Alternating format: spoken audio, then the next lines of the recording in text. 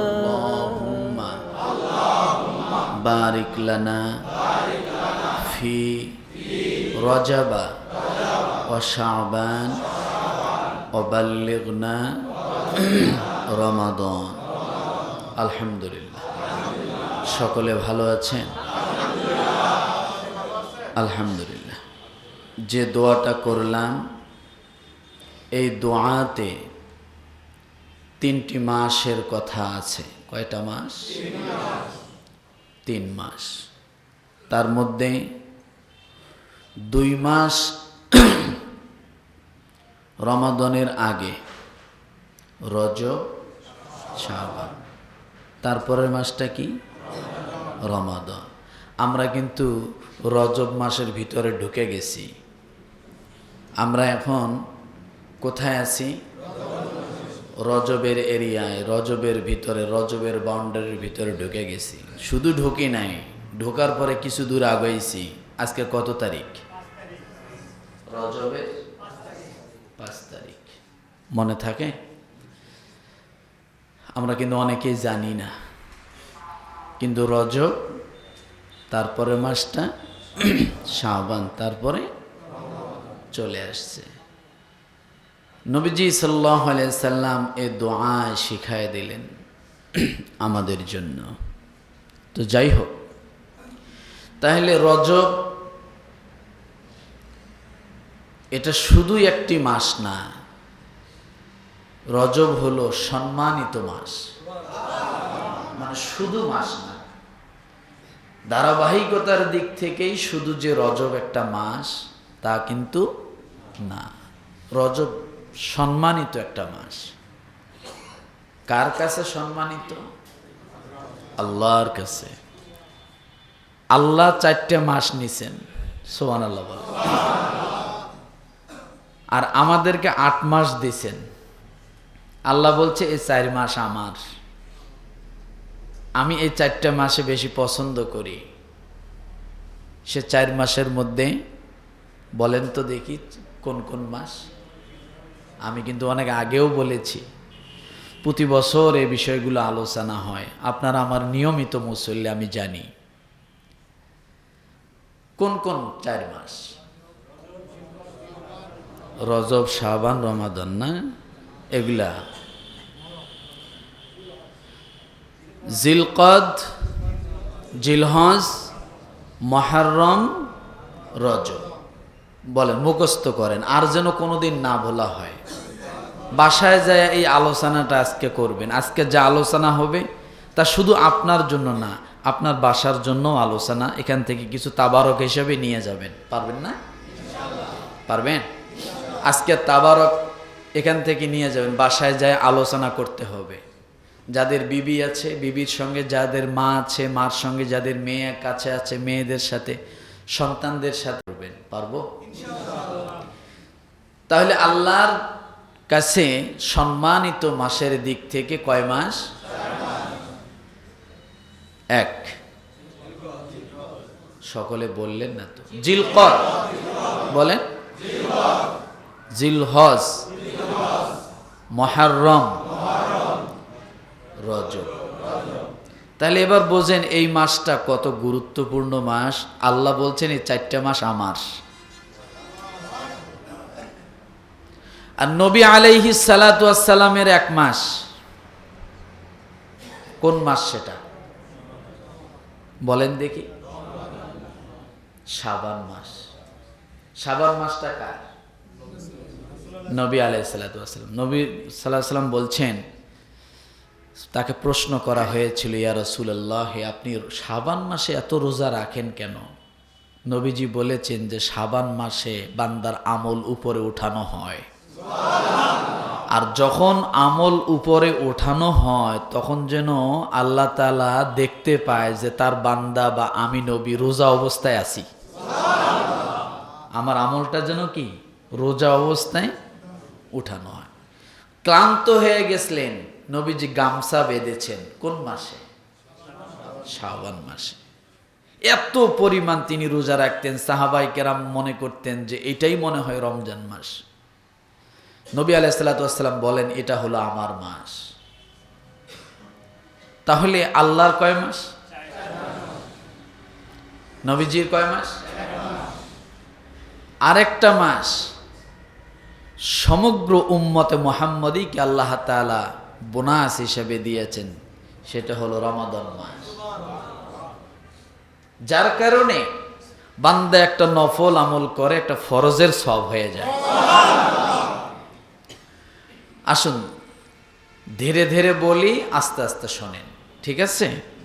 কথাগুলো সব মনোযোগ সহকারে, আজকের আলোচনা তাবারক হিসেবে। আল্লাহ পাক রব্বুল আলামিন বলেন সূরা তাওবা আয়াত নাম্বার 36, কত? রব্বুল আলামিন ডাক দিয়ে বলেন ইন্না ইদ্দাতাশ শুহুরি ইনদাল্লাহি 12 শাহরান ফি কিতাবিল্লাহি ইয়াওমা খালাকাস সামাওয়াতি ওয়াল আরদা মিনহা আরবাআতুন হুরুম যালিকাদ দীনুল কাইয়্যিম فلا تظلموا فيهن أنفسكم وقاتلوا المشركين كافة كما يقاتلونكم كافة واعلموا أن الله مع المتقين. কোন সূরা? মনে রাখতে হবে, আল্লাহ যে তার 4টা মাসের কথা বলছেন, কোন সূরায় বলছেন মনে রাখবেন। দ্বিতীয় নম্বরে কত নম্বর আয়াত? 36 নম্বর আয়াত। আল্লাহ পাক রব্বুল আলামিন ডাক দিয়ে বলেন দুনিয়ার মানুষ, আমি আল্লাহ তাআলা আসমান যখন সৃষ্টি করলাম, আমি আল্লাহ যখন জমিনকে সৃষ্টি করলাম, আসমান জমিন সৃষ্টি করার সঙ্গে সঙ্গে আমি আল্লাহ তাআলা এই আসমান সৃষ্টি করেছি মানুষের জন্য, জমিনকে আমি আল্লাহ সৃষ্টি করেছি মানুষের জন্য। আমি আল্লাহ তাআলা আগে থেকে প্ল্যান করেছিলাম মানুষ বানাবো দুনিয়ার জমিনে। وَإِذْ قَالَ رَبُّكَ لِلْمَلَائِكَةِ إِنِّي جَاعِلٌ فِي الْأَرْضِ خَلِيفَةً। ফেরেশতা দিয়ে আমি আল্লাহ সন্তুষ্ট না, জিন জাতি দিয়ে আমি আল্লাহ সন্তুষ্ট না। আমি যাদের দ্বারা সন্তুষ্ট থাকব তাদের নাম হবে মানুষ। সুবহানাল্লাহ, আরো জোরে বলে সুবহানাল্লাহ। আল্লাহ জিন জাতি তৈরি করলেন, আসমান জমিন সৃষ্টি করার পরে, তৈরি করার পরে আল্লাহ জিনদেরকে পৃথিবীর জমিনে পাঠাইলেন, জমিনের উপরে পাঠাইলেন, যাও বসবাস করো। কিন্তু দেখি তারা এখানে আসার পরে তারা হাঙ্গামা করে, মারামারি করে, যুদ্ধ করে, বিগ্রহ করে, তারা বিভিন্ন ফিতনা ফাসাদ তৈরি করে। আমি আল্লাহ তাদের ফিতনা ফাসাদে আমি আল্লাহ অসন্তুষ্ট হয়ে গেলাম। কি হয়ে গেছে? আমি আল্লাহ অসন্তুষ্ট হয়ে গিয়েছি। দেখলাম যে না, এরা তো পৃথিবীর জমিনে বসবাস করার মতো না, এরা বিশৃঙ্খলা সৃষ্টি করবে। কারণ আমার মেহমান নিয়ে আসবো আমি, মেহমানরা যেখানে বসবাস করবে, আমার প্রিয় মানুষদেরকে আমি যেখানে নিয়ে আসব, সেই জমিনগুলো তারা নষ্ট করে দেবে। আল্লাহ বলেন এদেরকে আর পৃথিবীর জনসম্মুখে, এদেরকে আর পৃথিবীতে ইচ্ছা মতো বিচরণ করতে দেওয়া যাবে না। আল্লাহ তাআলা সঙ্গে সঙ্গে পাঠাইলেন ফেরেশতাদেরকে। ফেরেশতাদেরকে আল্লাহ হুকুম করলেন দুনিয়ার জমিনে যাও, পৃথিবীর জমিনে যাও, ওই জিন জাতিরা যারা ফিতনা ফাসাদ সৃষ্টি করে এদেরকে পিঠায়া পিঠায়া সাগরে, জঙ্গলে, পাহাড়ের মধ্যে পাঠাও। এদেরকে আর খোলামেলা রাখা যাবে না। ভলান্টিয়ারের দায়িত্ব পালন করে কারা? কথা বলে। কষ্ট হয় আপনাদের? কালকে রাত্রে 2টা মাহফিল করছি, আজকে এখন করতেছি। এই ঠান্ডার ভিতরে বাইরে থাকা কি যে কষ্ট। স্টেজে বসছি যে বাতাস, খালি মনে হয় যে ডিপ ফ্রিজ খুললে যে রকম এরকম ঠান্ডা আসতেছে, কুলেইতেই পারি না। তা আপনারা একটু আল্লাহর রাস্তায় জবানটা খুলবেন, পারবেন না? রব্বুল আলামিন ফেরেশতাদেরকে পাঠাইলেন। এবার ফেরেশতারা এসে পিঠাইয়া পিঠাইয়া একবার জিনদেরকে পাহাড়ে পাঠাই দিল, জঙ্গলে পাঠাই দিল, সাগরে নগরে পাঠাই দিল। এবার ফেরেশতাদেরকে আল্লাহ বললেন, তোমরা বসবাস করা শুরু করে দাও। ফেরেশতারা বসবাস করে, কিন্তু বসবাস করে মনের মধ্যে আস্তে আস্তে নিজেদের মধ্যে একটা আত্মতৃপ্তির ঢেকুর পাড়া শুরু করে দিল যে জিনদেরকে আল্লাহ বসবাসের জন্য উপযোগী করেছিল, কিন্তু জিনরা থাকতে পারলো না। আমরা বিচার করলাম তাদের, আমরা হটাই দিয়েছি। আল্লাহ যেহেতু আমাদেরকে বসবাসের জন্য এখানে অনুমতি দিয়েছে, তার মানে বোঝা গেল জিনদের থেকে আমরা উত্তম, আমরাই শ্রেষ্ঠ, আমরাই ভালো, আমরাই ভদ্র। আমাদের থেকে ভদ্র, শ্রেষ্ঠ, ভালো আর কেউ হতে পারে না। ঠিক বাহ, হ্যাঁ। এই কথা যখন ভাবলেন ফেরেশতারা, আল্লাহ তাআলা সঙ্গে সঙ্গে গ্রিন সিগন্যাল দিয়ে এলান করে দিলেন, ওয়াইদ ক্বালা রাব্বুকা লিল মালাইকাতি ইন্নী জাইলুন ফিল আরদি খলিফা। যা ভাবছো তা নয়, যা কল্পনা করতেছো তা নয়। আত্মতৃপ্তির ঢেকুরুকের কোনো লাভ নাই। আমি আল্লাহ তাআলা জমিন সৃষ্টি করেছি মানুষের জন্য, আমি শ্রেষ্ঠত্ব দিয়েছি মানুষের জন্য, আমি মর্যাদা দিয়েছি আমি আল্লাহ মানুষদেরকে। আল্লাহ বললেন, ও ফেরেশতারা, তোমাদের আর এখানে থাকা লাগবে না। তোমরা যেটা ভাবছো তা নয়, তোমাদের থেকেও শ্রেষ্ঠ জাতি আমি আল্লাহ তাআলা সৃষ্টি করে দেব। ওয়ালাকাদ কাররামনা বনি আদম। শ্রেষ্ঠত্ব দিয়ে আমি আল্লাহ আদমকে বানাবো। ও ফেরেশতারা, তোমরা আর এই দুনিয়ায় এলাও হবে না, কারণ আমি তোমাদের প্রতি অত সন্তুষ্ট হতে পারি না। কেন হতে পারি না? তোমাদেরকে যেমনে বহায় রাখি তোমরা সামনে বইয়া থাকো। তোমাদের গুনাহ করার মতো কোনো ক্ষমতা নাই, খারাপ কিছু করার মতো ক্ষমতা নাই। তোমরা খারাপ কি জিনিস সেটাও বোঝো না। কিন্তু আমি আল্লাহ তাআলা এমন একটা জাতি তৈরি করব যারা খারাপও বুঝবে, ভালো বুঝবে, খারাপ করবে, অন্যায় করবে, গুনাহ করবে। এমন সময় যদি একবার মনের মধ্যে চিলিক পেরে ওঠে, আল্লাহ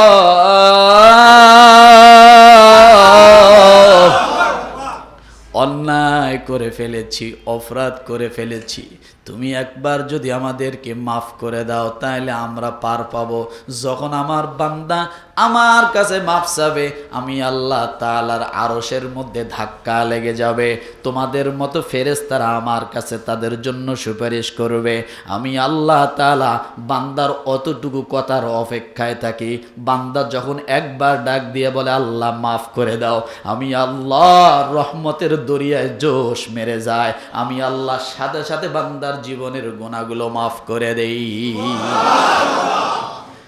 এই জন্য রব্বুল আলামিন ডাক দিয়ে বলেন, ওই দুনিয়ার মানুষগুলো যখন চলবে, এই মানুষগুলোর জন্য মাসের প্রয়োজন আছে, এই মানুষগুলোর জন্য দিনের প্রয়োজন আছে, এই মানুষগুলোর জন্য রাতের প্রয়োজন আছে।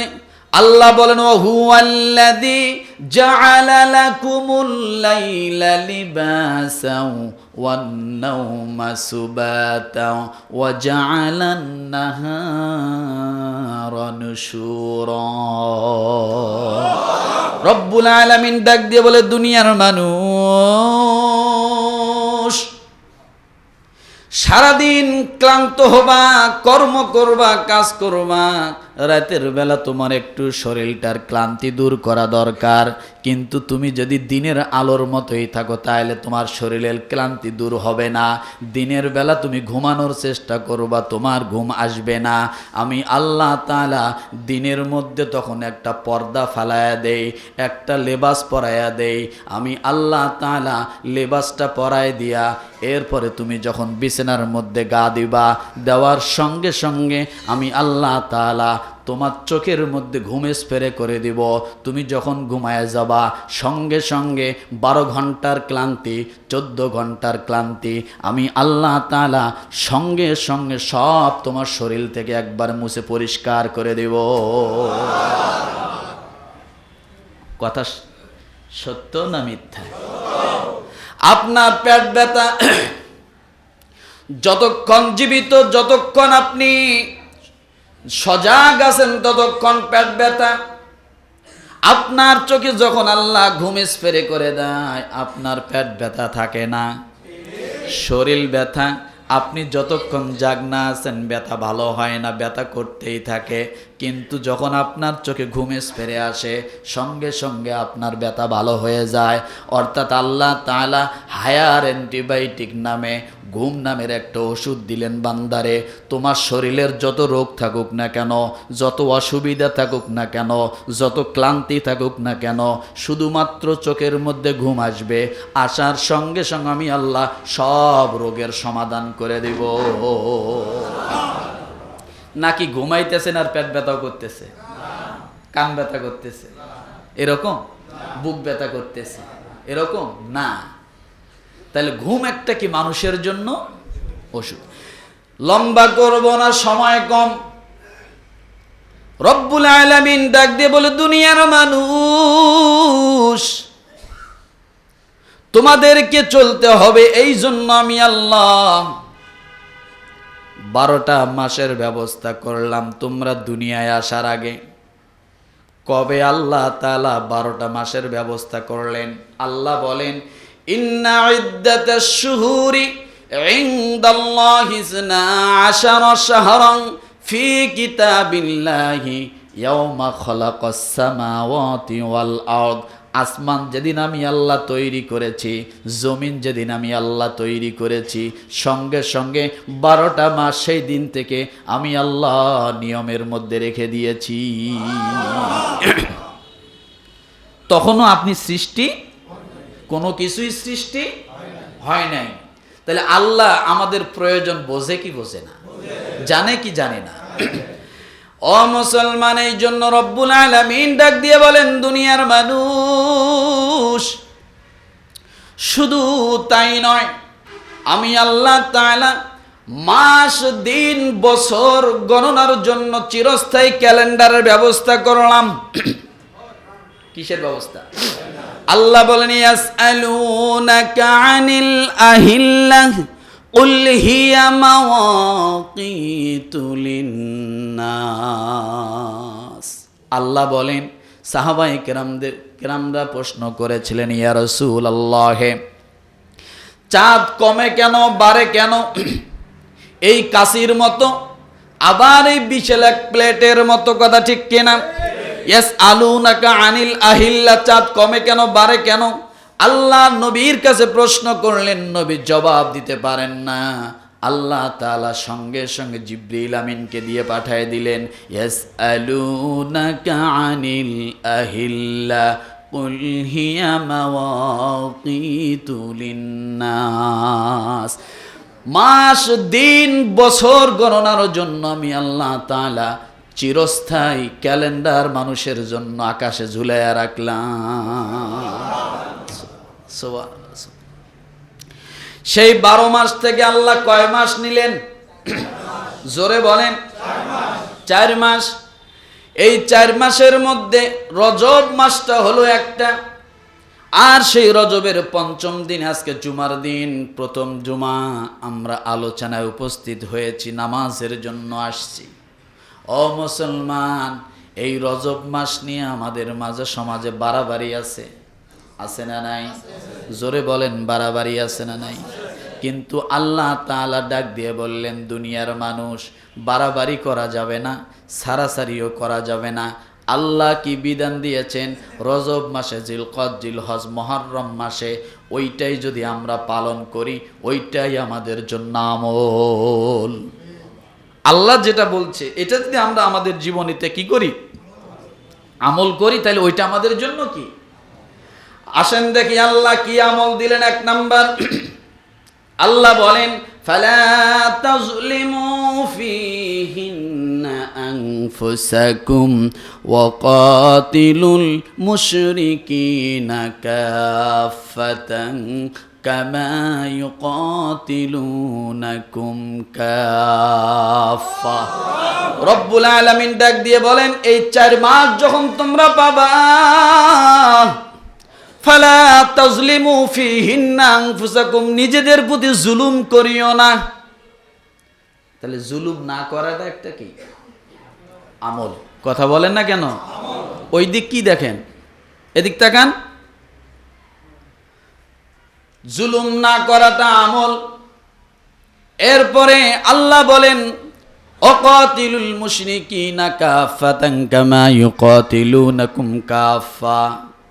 অর্থাৎ ও দুনিয়ার মানুষ, এই 4টা মাস তোমরা পবিত্রতার জন্য, সম্মানের জন্য যুদ্ধ করবা না, বিগ্রহ করবা না, ফিতনা ফাসাদ করবা না।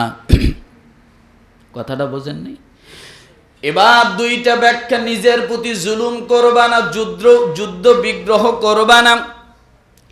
নিজের প্রতি জুলুম বলতে কি বোঝায়? অর্থাৎ গুনার কাজ সব ছেড়ে দিতে হবে। কি করতে হবে? গুনার কাজ সব ছেড়ে দিতে হবে। গুনাহ নামক যতগুলো কর্ম আছে, কাজ আছে, সব ছেড়ে দিতে হবে। এই জন্য একটা দোয়া শিখায় দিয়েছেন, রব্বানা যালামনা আনফুসানা ওয়া ইল্লাম তাগফির লানা ওয়া তারহামনা লানাকুনান্না মিনাল খাসিরিন। আরো জোরে বলেন, রব্বানা যালামনা আনফুসানা ওয়া ইল্লাম তাগফির লানা ওয়া তারহামনা লানাকুনান্না মিনাল খাসিরিন। হযরত আদম আলাইহিস সালাতু ওয়াস সালাম আল্লাহর কাছে ডাক দিয়ে বলে, আল্লাহ, রব্বানা যালামনা আনফুসানা, আল্লাহ আমি আমার নিজের প্রতি জুলুম করেছি। নিজের প্রতি জুলুমটা কোনটা? আল্লাহ বলেছিলেন, আদম, ওই গন্ধম গাছের কাছেও তুমি যেও না। কিন্তু আমি স্ত্রীর কথা মোতাবেক শয়তানের ওয়াসওয়াসায় পড়িয়া আমি যখন গন্ধম গাছের ফলের দিকে গেলাম, আপনি নিষেধ করেছেন, তারপরেও আমি গিয়েছি।